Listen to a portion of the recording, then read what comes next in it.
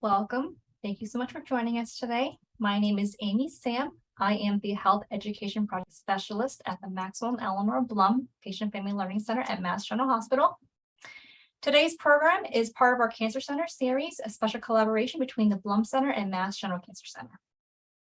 Before we get started, I just want to go a few items with you all. Please note that today's session is being recorded for educational purposes. If you're interested in viewing the recording, you may visit the Blum Center website at massgeneral.org/Blum-Center. Please note that you are in listen-only mode. Everyone has been muted so they can hear our guest speakers today. If you have any questions for our guest speakers, you may use the chat feature, which is located at the bottom of your screen. We'll have time for them in the end. Only Blum Center staff and our guest speakers will see your questions. Please do not share any personal medical information or questions in the chat. If you have a personal medical question, please ask your doctor. Lastly, at the end of today's session, you'll be directed to a brief survey, which we'd like to ask you to help us complete. Your feedback is important to us as we plan future programs. All right, so next I would like to introduce you all to our speakers today. Joining us today, we have Dr. Amy Comander. Dr. Comander is the Director of Breast Oncology and Survivorship at Mass General Cancer Center, Waltham, and Newton Wellesley Hospital. She is also the Medical Director at Mass General Cancer Center, Waltham, Director of Lifestyle Medicine at Mass General Cancer Center, as well as Instructor in Medicine at Harvard Medical School. Joining us today, we also have Dana Haggett. She is a nurse practitioner at Mass General Cancer Center Breast Oncology, as well as Elizabeth Abraham. She is the Senior Clinical Research Nurse, also at Mass General Cancer Center Breast Oncology. Lastly, joining us today, we have Esther Adet. She is a Paving alumna, and she is also a retired Mass General Oncology nurse. Next, I'm going to hand it over to Dr. Comander, who will lead today's session. Thank you so much for that kind introduction. We're so excited to be with you today. So this wonderful panel and I are excited to address this important topic, surviving and thriving after breast cancer, a roadmap. This is an area that's of great interest to all of us, and we look forward to sharing some evidence with you and suggestions for how to survive and thrive after undergoing treatment for breast cancer. Here I've outlined the objectives for today's talk. First, we're going to review the importance of survivorship care for individuals with a breast cancer diagnosis. Next, we are going to review guidelines which support the importance of health promotion for breast cancer survivors. Finally, we will conclude with sharing some actionable tips for behavioral change in order to optimize health and well-being after a breast cancer diagnosis. I thought it was important to first start with some information about statistics regarding breast cancer and other cancers in the United States. As you can see on this slide, breast cancer is the leading cause of cancer in women in the United States, with an estimated 287,000 cases that will be identified this year. If you look at the bottom panel, which looks at deaths from cancer, unfortunately, lung cancer is the leading cause of death for women in the United States, with about 61,000 cases per year. Fortunately, due to advances in treatment, breast cancer survivors represent the largest group of cancer survivors in the United States. If you look at the top panel, it's estimated that in 2019, there was close to 3.9 million breast cancer survivors. And due to the amazing advances in treatment that we've witnessed, it is estimated that by 2030, this number should reach close to 5 million. So this is really a wake up to all of us in this field that we really need to work hard on strategies to optimize the care for breast cancer survivors. And of course, all of the cancer survivors listed on this slide. One question that often comes to mind is, how do we define cancer survivorship? So I've listed here the definition outlined by the National Cancer Institute. In cancer, survivorship focuses on the health and well-being of a person with cancer from the time of diagnosis until the end of life. And this really includes the physical, mental, emotional, social, and financial effects of cancer that begin at diagnosis and continue through treatment and beyond. It's also important to emphasize, as noted here, that the survivorship experience includes issues related to follow-up care, late effects of treatment, monitoring for cancer recurrence or a new cancer diagnosis, and also an important focus on quality of life.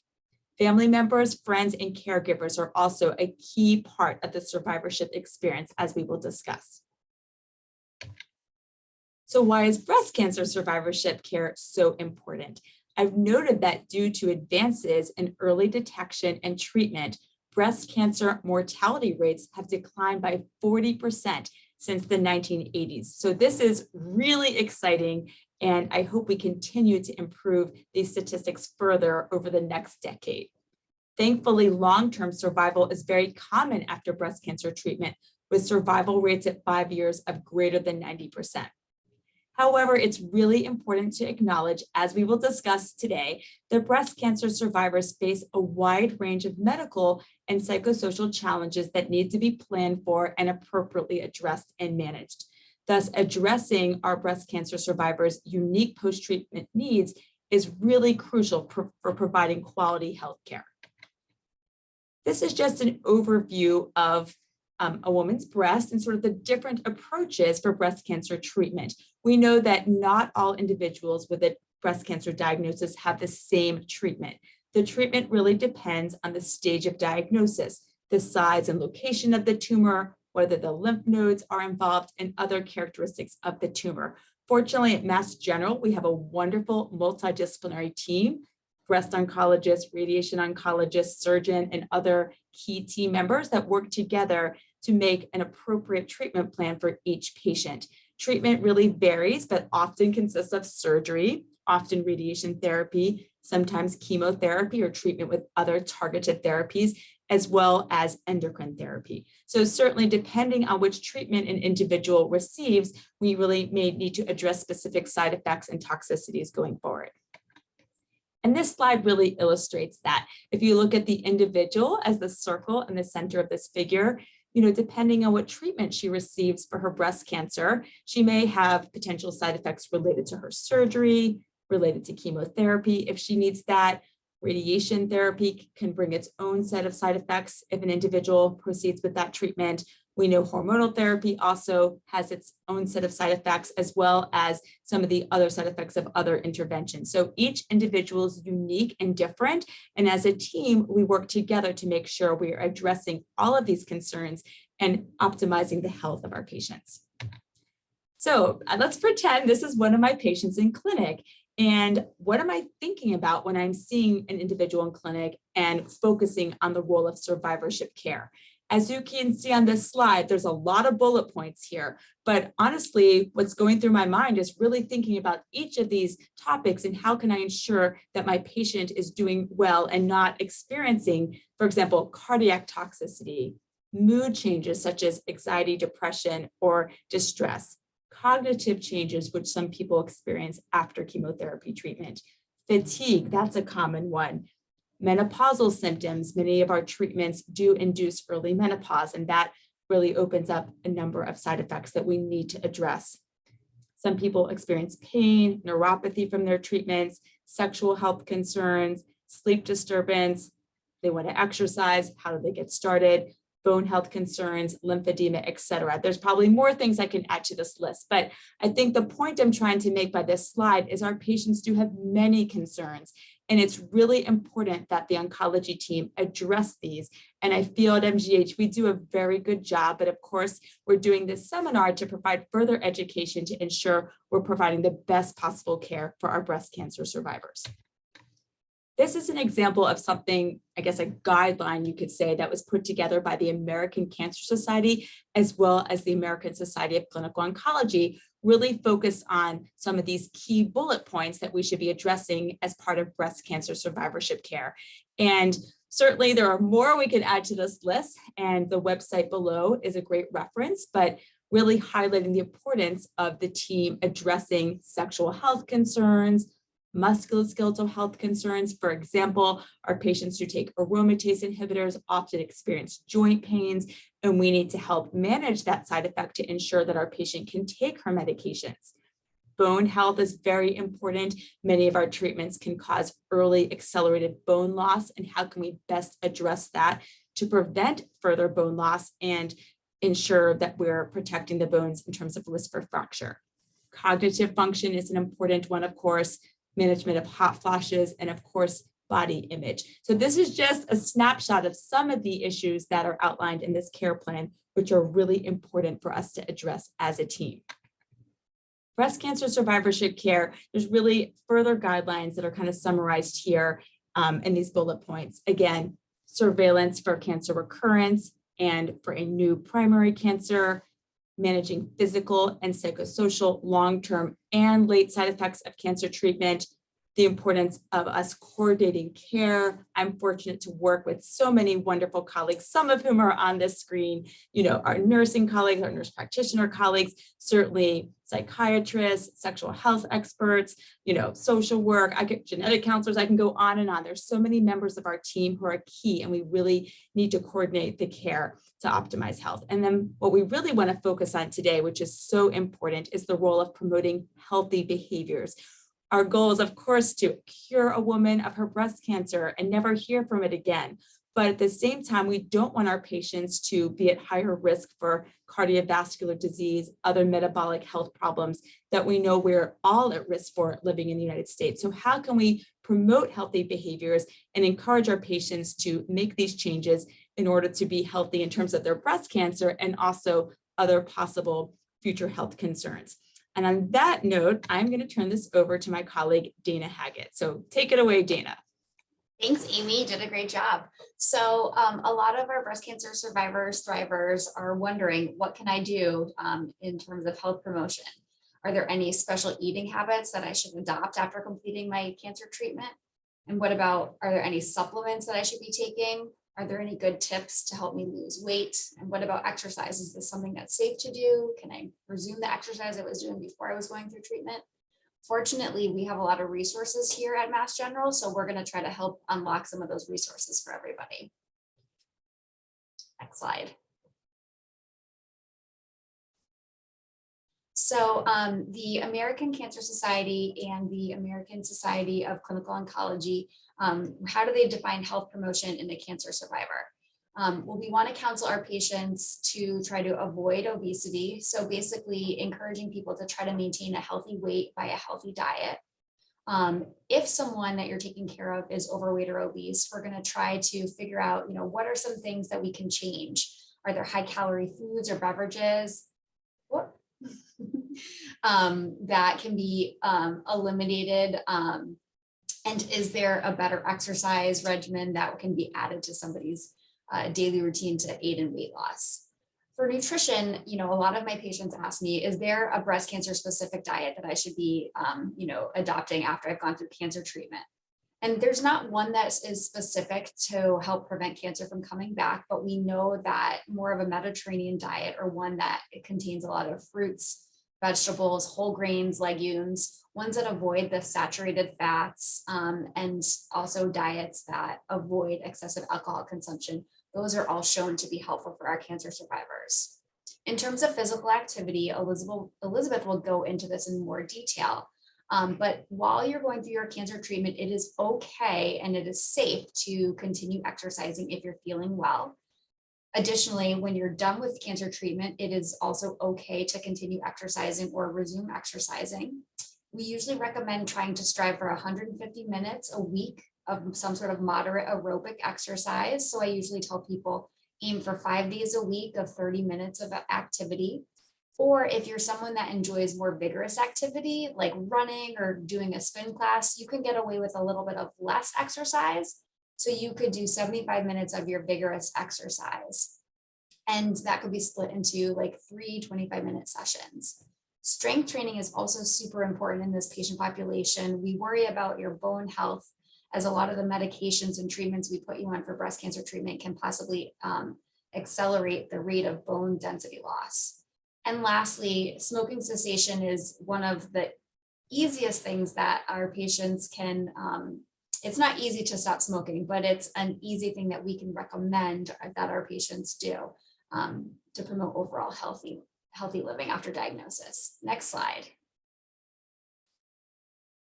So what is lifestyle medicine? As you heard, Dr. Comander is now the head of our lifestyle medicine department here at Mass General Cancer Center. So lifestyle medicine is the therapeutic use of evidence-based lifestyle interventions to treat and prevent lifestyle-related diseases in a clinical setting. Lifestyle medicine empowers individuals with the knowledge and life skills to make effective behavior changes that address the underlying causes of disease. And so we're going to be focusing in on the 6 pillars of lifestyle medicine that include healthy eating, physical activity, ways to manage stress, trying to avoid risky substances, improving sleep, and forming and maintaining healthy relationships.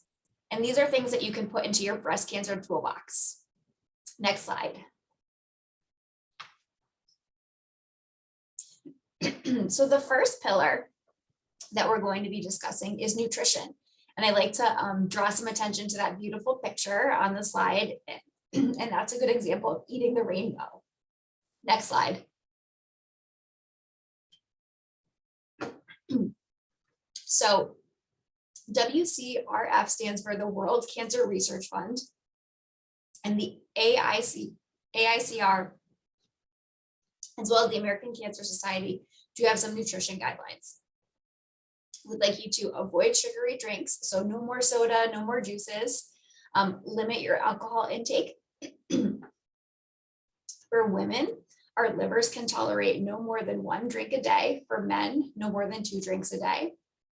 If we can limit consumption of red meats and processed meats, that's excellent. So the processed meats, we think of the hot dogs, we think of the deli meats.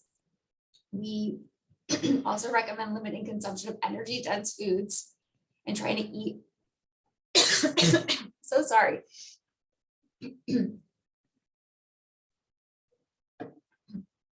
Trying to eat more vegetables, fruits, whole grains, and legumes. So that's where the idea of the Mediterranean diet can be helpful. For weight control, we want you to try to be as lean as possible without becoming underweight. And in terms of dietary supplements, we typically advise our patients to try to get the nutrients that they need through their diet rather than leaning on supplements. And you really, if you're wanting to take a supplement, it's something you should discuss with your treatment team. Next slide.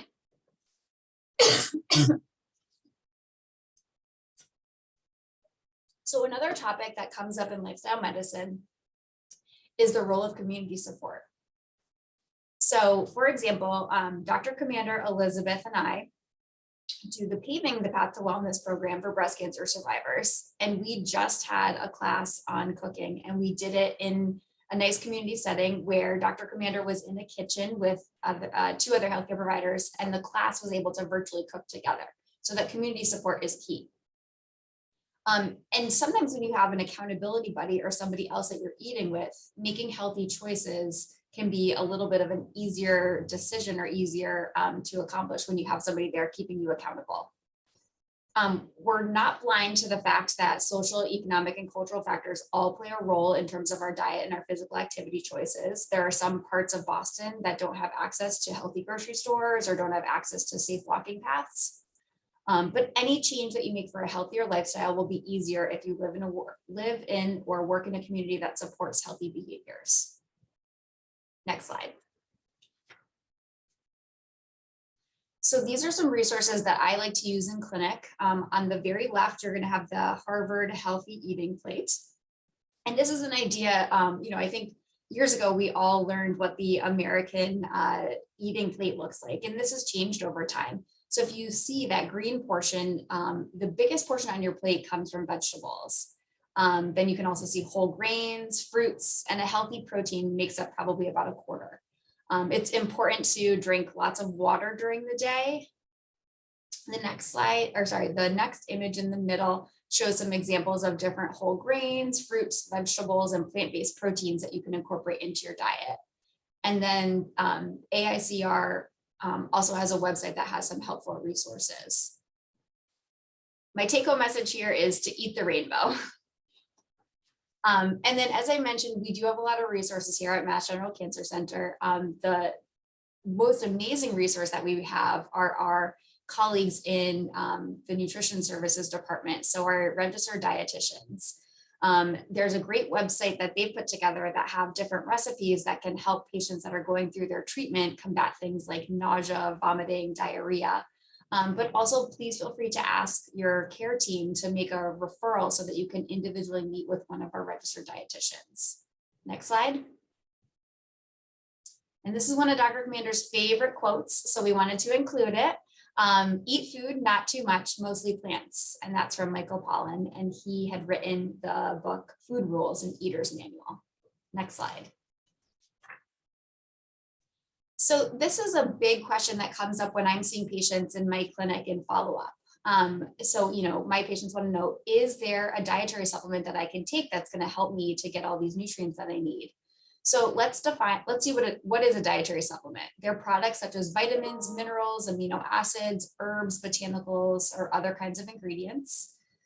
They might not actually contain substances that are noted on the labels, and that therefore they could be harmful to our health. So what's the best way to get these nutrients? Like I mentioned before, getting these in through our diet is the best way to get vitamins, minerals, and other bioactive food components. And we really do stress this. Supplements should not be used for cancer prevention. And supplements can actually be harmful. A study in a population of patients with breast cancer found that an antioxidant and other dietary supplement use during chemotherapy might actually have a negative impact. So if you have a question about a specific dietary supplement that you've heard about that you're interested in taking, we advise you to reach out to your treatment team. We work with pharmacists, we work with the registered dietitians, and we can always check with them to see if the dietary supplement that you're interested in taking might be helpful. The one thing that generally is okay for all of our patients to be taking is a calcium and a vitamin D supplement. But again, the best way to get calcium in is through your diet. And if you can't get all 1,200 milligrams of calcium that we typically recommend through diet alone, it's okay to take a calcium supplement. The vitamin D is important to help your body absorb the calcium. Next slide. So I'd like to turn it over to my colleague, Elizabeth. Thank you, Dana. Great job. I am going to focus on exercise as the second pillar of lifestyle medicine to discuss, and just keeping in mind that exercise is something you can keep in your breast cancer toolbox as you move forward. Next slide. So exercise oncology and exercise as medicine is a very kind of exciting and emerging field, which is great for us to have some evidence-based research to review and to prove how important exercise is for our health. So we do know that exercise improves multiple clinical outcomes for breast cancer survivors. So we've had many randomized trials that have tested the feasibility and the benefits of increasing exercise after a diagnosis of breast cancer specifically. So you see all the bullets here below, how much exercise can improve multiple clinical outcomes, such as improving mental health by decreasing anxiety and depression. Exercise improves cancer-related fatigue, as well as helps improve physical function, aerobic fitness, strength. The list goes on. As you can see, it can help improve body image, body size, and body composition, as well as improve cognitive function, which we'll speak about in a minute. Next slide. So physical activity before, during, and after chemotherapy for high-risk breast cancer has a direct correlation or relationship with survival. So these statistics are significant. So those who exercised before diagnosis and at their 2-year follow-up visit were noted to have a 55% reduced chance of recurrence of disease, as well as a 68% reduced chance of death from any cause. Again, these numbers are profound. It's never too late to start exercising, as noted below. Those who did not exercise before diagnosis, but did exercise at the 2-year follow-up visit, still had a reduction of chance of both recurrence and chance of death from any cause. 46% reduced chance of recurrence, was noted, as well as a 43% reduced chance of death from any cause. Again, we want to emphasize it's never too late to start. If you have questions, if you need guidance or help, please reach out to your care team because we're here to help.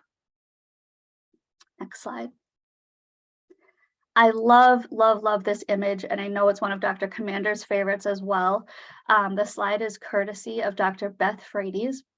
And the title, Your Brain Loves the Gym or Any Type of Exercise, emphasizes all the physiological changes we see when we exercise, especially noting all of the hormonal changes, as you can see here on this slide. So for example, endorphins are released when we exercise, which can decrease the sensation of pain. Serotonin, another hormone, is released during exercise, which helps enhance our mood. Basic blood flow to the brain increases, which helps with oxygenation to the brain and removes waste as well. The overall improvement in cognitive function with exercise is astounding.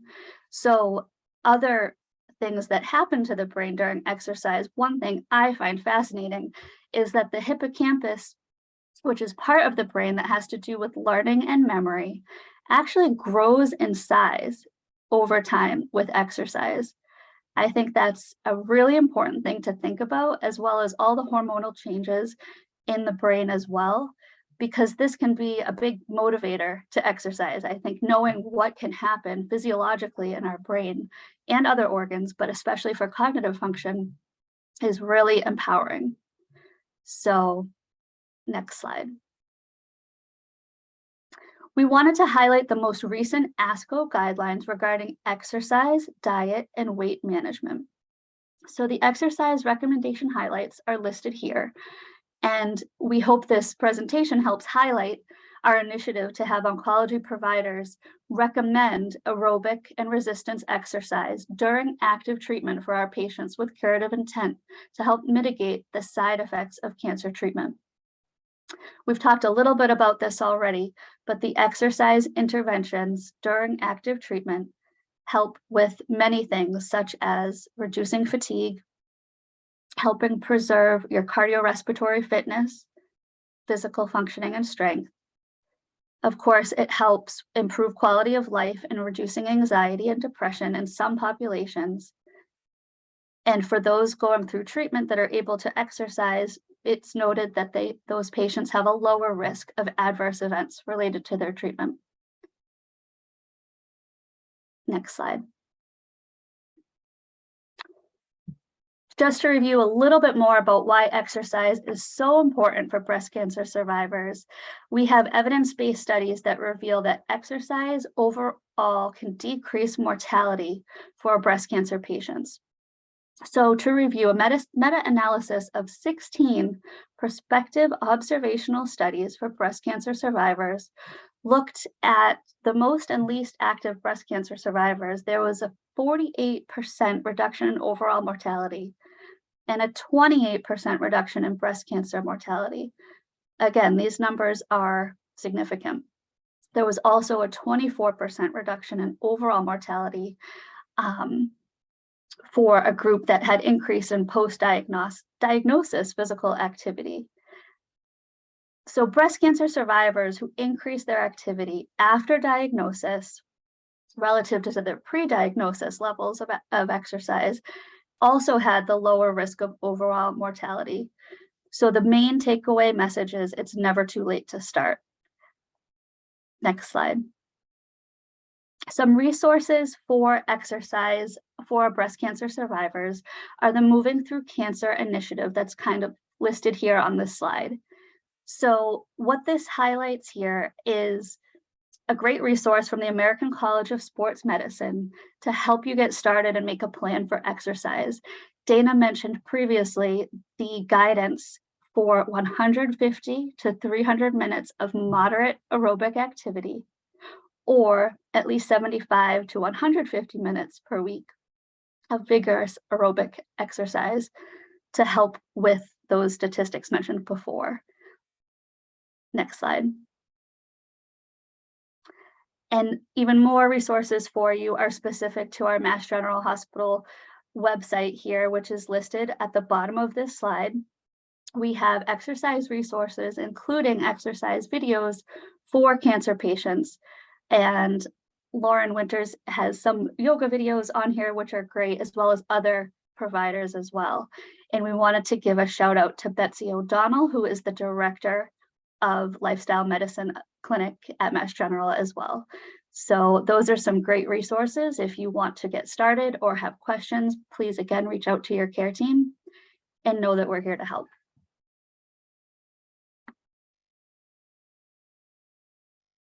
Thank you so much, Elizabeth. What a great review of one of my favorite topics, of course, physical activity. So I know we have limited time. I should say each of these pillars of lifestyle medicine could be its own talk. But since we're focusing on the toolbox, we want to share some quick tips for the important role of these other pillars of lifestyle medicine and survivorship care. So the next one I'm going to talk about is sleep.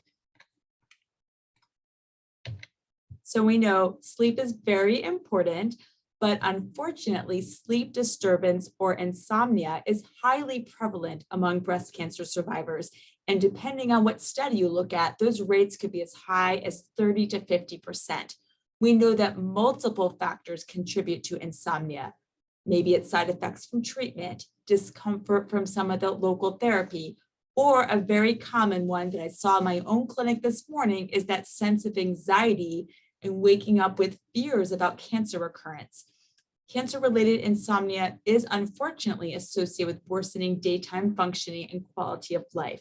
This is an important topic that I know everyone on here addresses with patients each day. How can we help improve your sleep?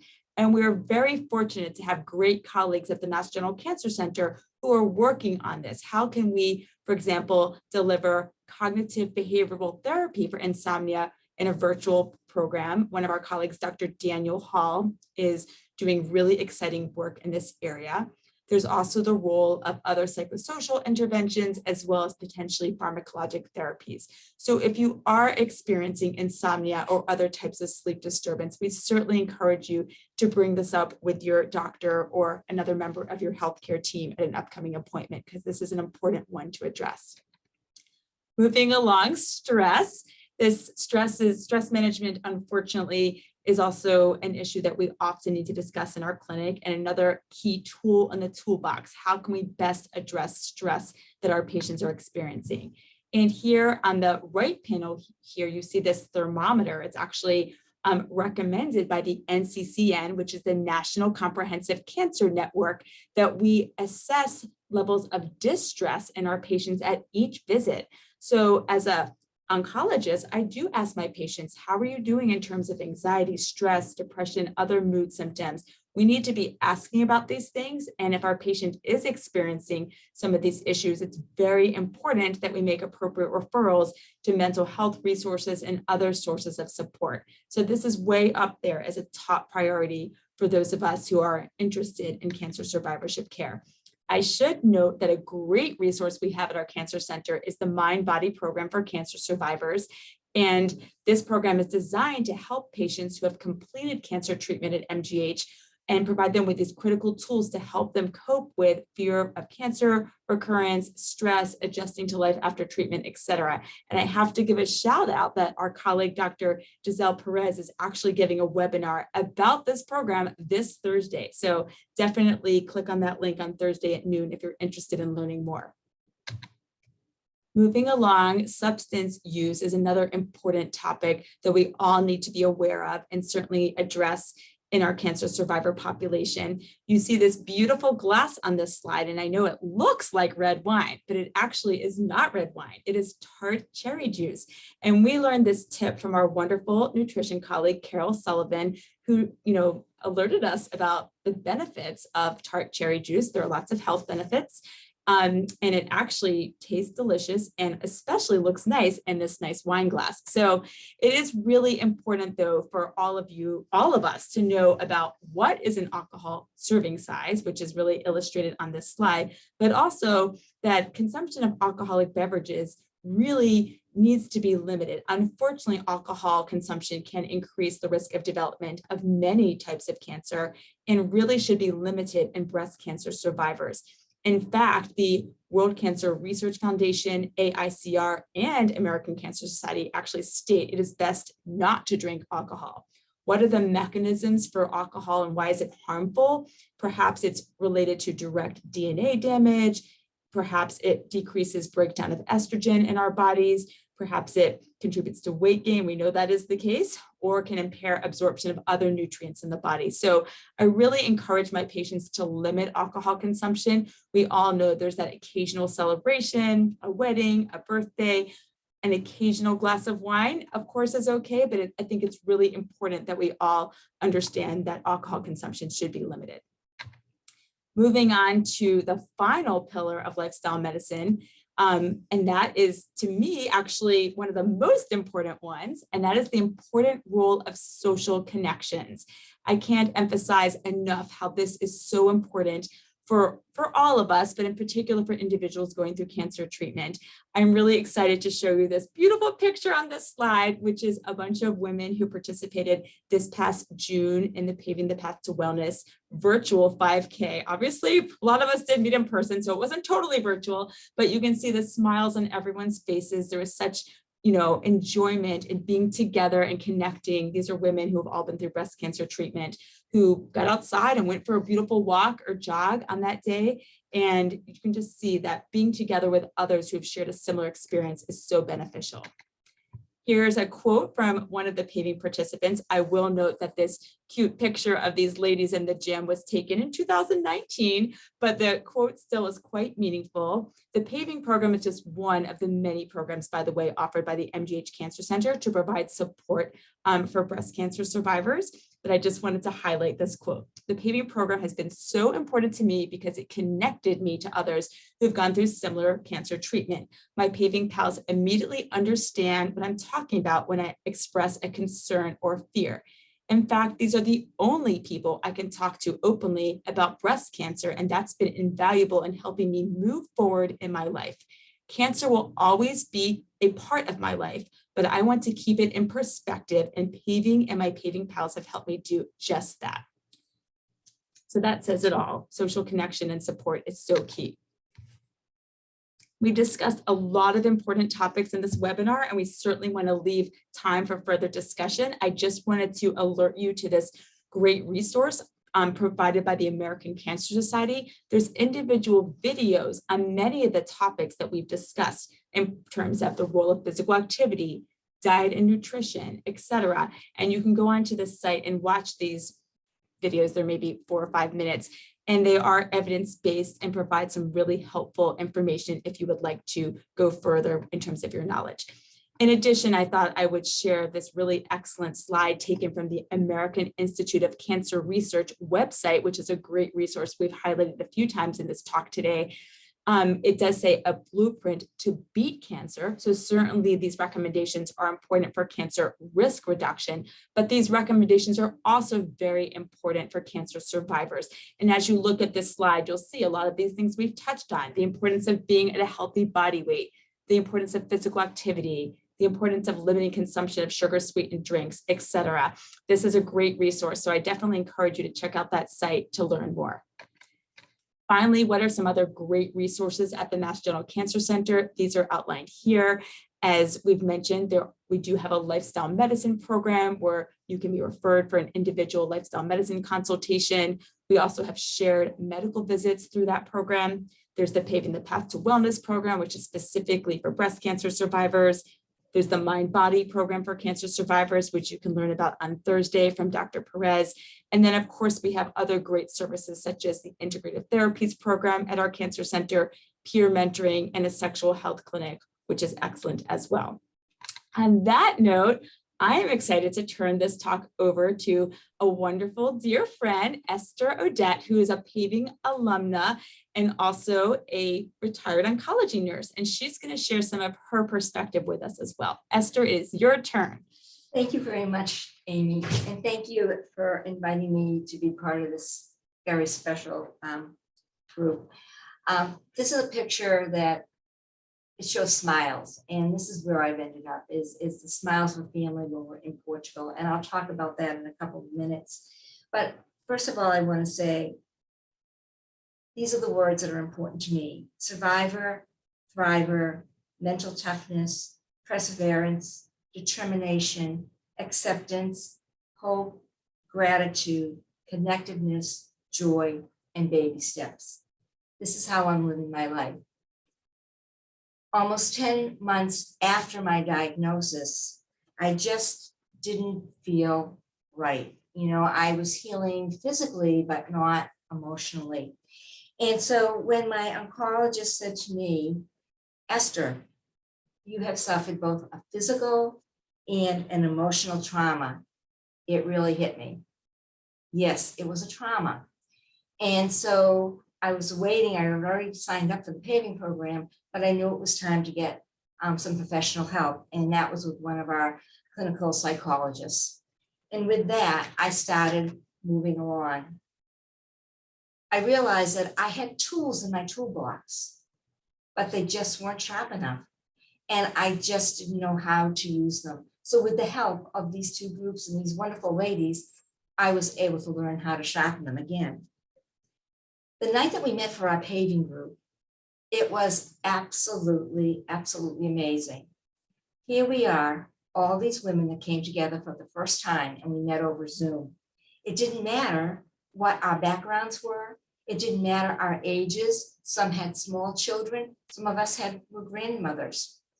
But the main thing is, no matter what our breast cancer was, no matter what our treatment, no matter if we had a lumpectomy, a mastectomy, we had reconstruction, the fact is that we had one common denominator, and that was we had breast cancer.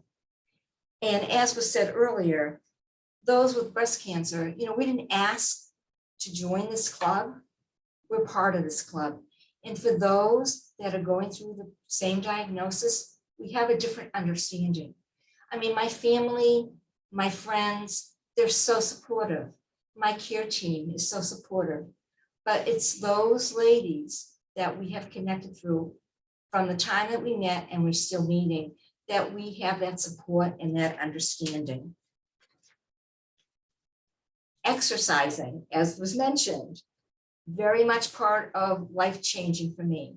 I had exercised before. When I retired, it was like, I need to start strength training. I want to be strong. I want to have this great body. I want to be able to wear clothes I couldn't wear. So that was my start. It was that got me through the physical part of healing with breast cancer. But afterwards, it was like, I have to get back. But it was different. I didn't want to get back because, oh, I want to be beautiful again, or I want to feel great again. No, it now was, I didn't have a choice. It was, strength training was not something that was, oh, if I have time, I'll do it. For me, it was no option. It was a prescription for my health, for my bone health, for my strength. The medications that I was on, I get stiff. If I don't exercise, I can't move. And at 73, I'm still moving, and I have a lot more moving to do. So exercising to me is very, very important. I always use with my patients an analogy of the sailboat. You can't change the direction of the wind, but you can change the direction of the sails, and you can't have a motor. And I'll explain that in a minute. Well, the wind is Cancer. Hello, the page is turned, and I had breast cancer. I can't change it. I would have loved to, but I can't change that. But I had to learn how to readjust my sails. And that's what I did with the paving program. I learned how to readjust what my life was going to be like. And it was going to be different. I didn't look the same. I was tired. I just needed to learn how to look at things differently and slower. A perfect example of this is every one of us that have breast cancer. What bathroom, what restroom does not have a mirror? Every bathroom has a mirror in it. And every time that we get out of the shower, we look at ourselves. And again, no matter if you have that lumpectomy, that mastectomy, that reconstruction, our chests are different. For me, it was looking at an 8-inch scar across my left chest, missing a breast. Plus the side effects of radiation. I got it all. And for me to learn that when I got out of the shower, that I always just saw that. But bit by bit, learning that cancer cannot tell me who I am. I have to take over my body. It was a slow process. And as my skin healed, and yes, I have some pigmentation and the scar is hardly seen. Now when I get out of the bathroom, I look at it and I'm like, you know what? You're not defining me anymore. You know, when I get dressed, I put that prosthesis on, I now know that I feel whole. But it didn't happen overnight. It takes a slow baby steps. And that's what you need to remember is those slow baby steps. Because it's not when your treatment gets finished that, oh, I'm fine and I can go on with my life again. It's not that easy. But you have to have patience with yourself, and the help of the care team is so important. You run into the roadblocks and you have the detours, but it all helps in healing. The no motor on that sailboat, it's because if you had a motor on the sailboat, you'd be flying by everything. Life changes, and it's taking those small little things into consideration, looking at the butterfly, looking at a hummingbird, and just really watching them. That's what's important with life. I have a mantra I started to use several months ago. Yesterday is history. Tomorrow is mystery. Today is the present. And that's why it's a gift. And that's what I've been given is a gift. It's a gift to enjoy every day that I wake up and say, thank you. I'm here today and I'm going on with my life. The baby steps are so important. Social connection. We talked about it in slides. Social connection, families and friends. During COVID, that disappeared. That was really hard. And for those of us that were diagnosed during the time of COVID, it even made it more difficult. I'm a hugger. I always used to hug my patients, my family, especially my boys, my daughter-in-law's boy, they are the biggest huggers. And that was important to me. And yet I was missing that because hugging was what was going to make me feel better. This picture, this was planned for 2 years. We were going to plan this in 2020. It was a trip to Portugal. My husband isn't with us because he wasn't ready to fly yet, and he's not a traveler. So we decided we were going to go. And this was supposed to be celebrating what my 70th birthday was in 2019. We were going to celebrate it in 2020. In June, when we took this trip, it was a celebration, a delayed celebration of my birthday, but a celebration of life. I love to laugh. My family and these smiles for 2 weeks, these wonderful people did not stop smiling. And that night, that particular night, there was some stuff going on with one of our waiters. He was trying to open up this bottle of champagne that was supposed to be a surprise for our celebration. And he couldn't do it because it's with, they light a knife and it goes, it flames up and he's supposed to get this cap off. Anyway, whatever, he finally did it. But I did not stop laughing. I laughed so hard, I was crying and I hurt. And I realized then I've got my life back. It took a long time. And yes, I'm still going to have the detours. And yes, I'm still going to have the fears. But right then and there, that was what it's all about.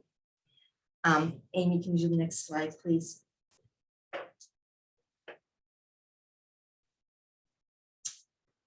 This is in Sintra. These are the stairs. Look at the color. I mean, it's wonderful. So remember I told you baby steps. It's baby steps. It's 1 foot in front of another. You can't look at the top because you may say, I can't do it. But you take 1 step in front of the other, 1 step, you watch that step and you go one step farther and one step farther, and then you've made it to the top. That same week, about 4 or 5 days later, we went to Algarve, and it was right outside of Algarve. There's caves. You have to go down 100 stairs to see these caves. But when you go down, you have to come up. And for the second, I looked at the top and went, oh no, what have I done? And then I remembered, one step at a time.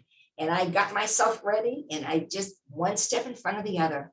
And my little 8-year-old grandson came running after me and said, Nana, look at you, you're doing it. There's all these young people down there and they can't even make those stairs. And I was like so excited. But with this picture, I would like to quote Jonathan the painter. Hope and healing can be colorful. This is the hope and the healing in my life. It's climbing those steps one foot in front of the other. It's the color of life. And that is so important. I saw a sign in the coffee shop last week.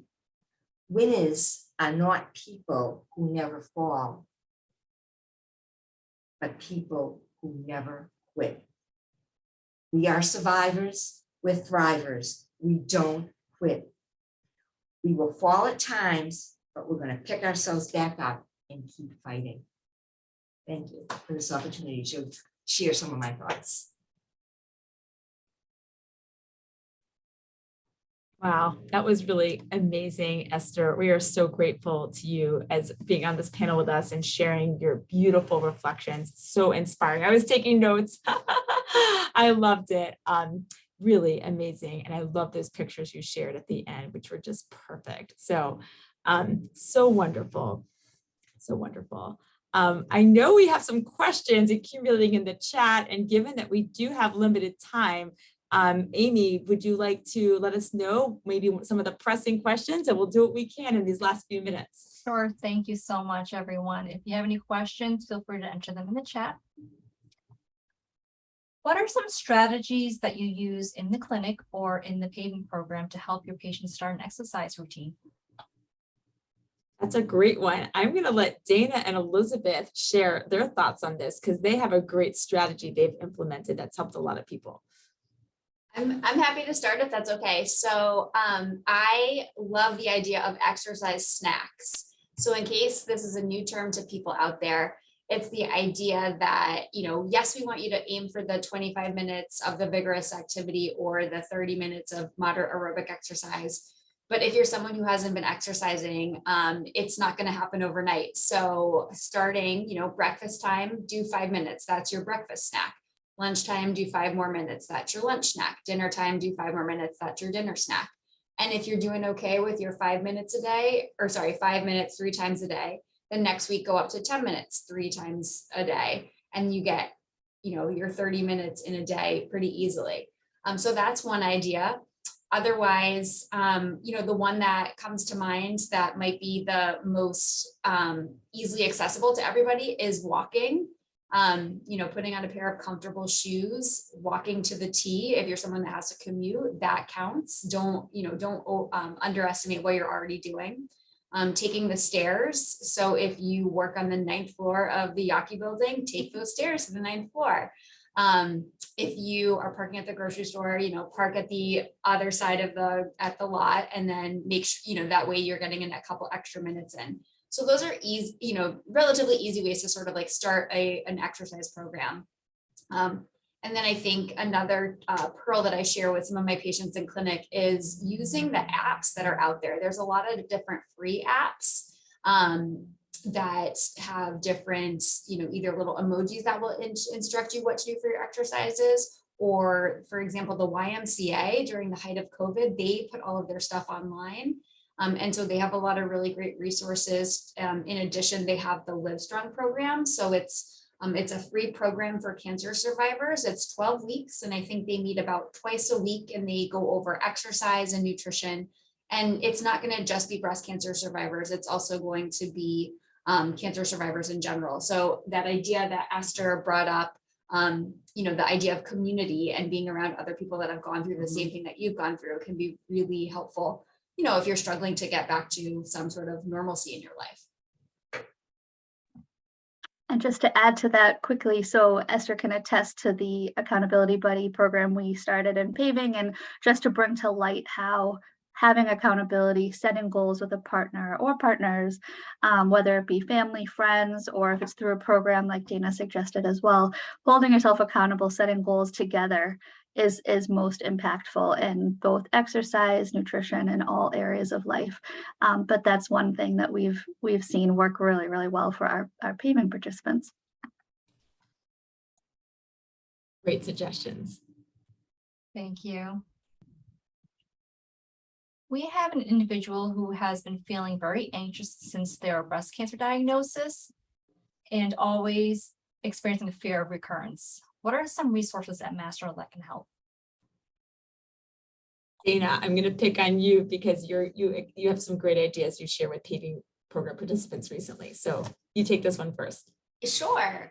So I feel so lucky working with the team that I work with on a daily basis. So if you're going through your cancer treatment, if you are in the height of it, or if you're in your survivorship portion of your program, or your treatment, excuse me, and you're just feeling overwhelmed by anxiety, like your normal tools in your toolkit, like Esther spoke of, if those things are not working and you need some extra sharpening of your tools, we do have a really wonderful social work program here. And so, you know, would be happy to refer you to the social work team. They can be really wonderful active listeners. They can remind you of the skills that you already have in your life that have helped you through other challenging times. They can also unlock some resources. We partner with some really great foundations like the Ellie Fund, who can help, you know, if you have anxiety about the cost of your cancer treatment and getting rides to treatment or the cost of acupuncture, the Ellie Fund, their focus is to try to help you focus on the cancer part of your treatment, and they're going to help you with the other things that allow you to live your life. You know, with worry, I by nature am a worrier also, so I can appreciate how it must feel to, you know, worry a lot about this, you know, new challenge of living your life as a cancer survivor. You know, there are things in life that we can control. There are other things that we can't control.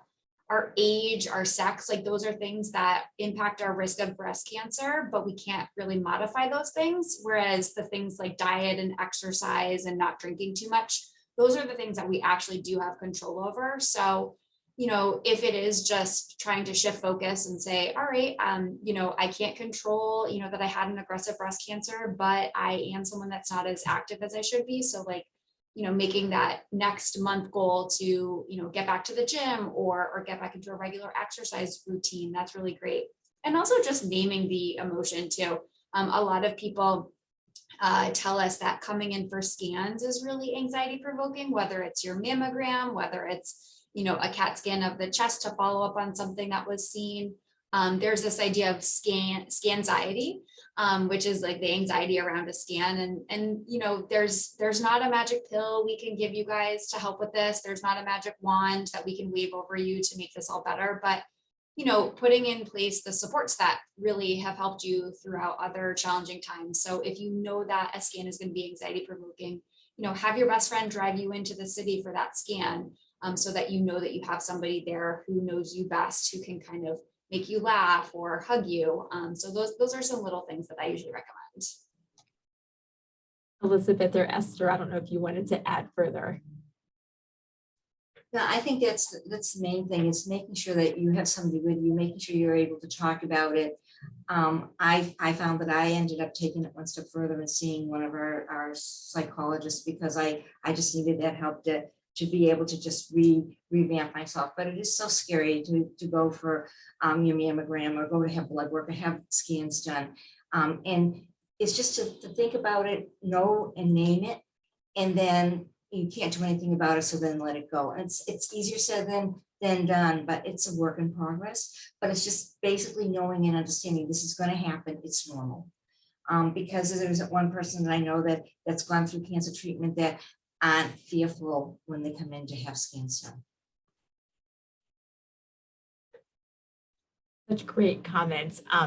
And I know, Elizabeth, you could add so much more. I'm just being mindful of the time. Amy, let us know if we should wrap it up now. Sure. I mean, we're at time, but do you have a few more minutes just for a couple more questions? Sure, we're happy Okay. to. So first, we have someone who complimented, great webinar, great job. This person is struggling with their energy. They work out, but wondering, is this due to the hormone depletion? And if so, what can they do? Elizabeth, do you want to take a stab first? Sure, thank you. So we're so sorry to hear that you're struggling. First of all, it's so hard to have a lack of energy, which is probably attributed to a few things. We're glad that you're working out. I think my recommendation would be try to stick with it. Keep your goals, keep doing what you're doing. I think as far as the hormone depletion, if you are on a medication such as an aromatase inhibitor, perhaps that could be contributing to the fatigue, definitely. So the medicine that you're taking as part of your treatment plan could be an answer to your question. I would say to not push yourself too much, but to try to stay active. Staying active and finding that balance of resting and staying active is key. So I wouldn't suggest to stop exercise, keep going, but be mindful of how you're feeling. And when you need to rest, please do so. That's great. Thank you. Thank you. So the final question is, what are some ways someone can connect with other breast cancer survivors for support? Well, that's a great question. I'm happy to tackle this one. Although I know everyone on here can, but as we noted in the webinar, the social connection piece is a key part of lifestyle medicine, and Esther really alluded to the importance of that in her presentation. So there are some great opportunities through the Mass General Cancer Center. Again, putting in a plug for Thursday, that discussion by Dr. Perez about the mind-body program for cancer survivors, which is great. Certainly, we're all very involved in the paving program, and information about the paving program is available on the Mass General Cancer Center website. There's also, through our cancer center, something called a peer mentoring program, where an individual with a new diagnosis of breast cancer, or any type of cancer, I should say, can be matched up with a mentor, another individual who's gone through similar diagnosis, similar treatment, who can provide support and advice along the way. So that's a great program. Also, I just want to reference what Dana just mentioned, the Live Strong program. Looking at programs in your community, many YMCAs are now back in action with these programs, despite a hiatus due to COVID. And I know a number of my patients, shout out to the paving ladies, are doing the Live Strong program at one of the local YMCAs right now, which is amazing. You're with a group of individuals facing similar challenges, trying to get back on your feet in terms of exercise, and there's lots of support there.